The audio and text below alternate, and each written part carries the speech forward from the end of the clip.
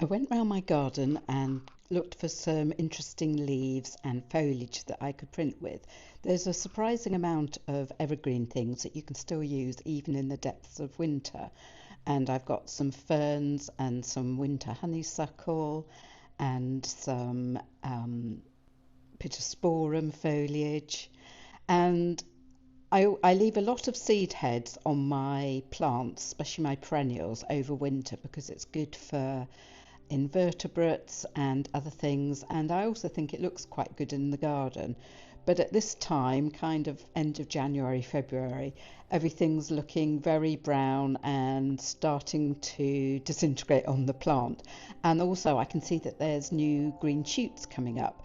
So I like to go round and I chop all the old seed heads and things down, and I usually just chop them up and put them on my compost heap. But I thought I would bring them indoors and see if I could print with them. Some grasses and various seed heads. I also picked a couple of things on a dog walk. I think these are some aster seed heads that I found in the allotments I walked through. I actually didn't use those in the end because I discovered they were full of seeds and would have completely covered the plate. And these are some lovely, I don't even know what these are because again I found them on my dog walk, but I'm just chopping them down to size and taking, because I'm trying to print with them on my gelli plate in quite a flat way, I'm taking off some of the bits that sort of stick in other directions. And what I wanted to do with these prints is to make interesting prints. They're not going to be finished works of art in their own right. I want to use them as a basis for some collage work, and I'm going to show you how I put these together in a later video. But I wanted to get some good sort of depth of colour. So what you're going to see me doing, I'm using some etching and relief inks. I've used these before. They're called Caligo Safe Wash, and they're by a company called Cranfield. And I like them because although they're oil based, as the says on the tin, you can wash them in soap and water, so they're very pleasant to work with.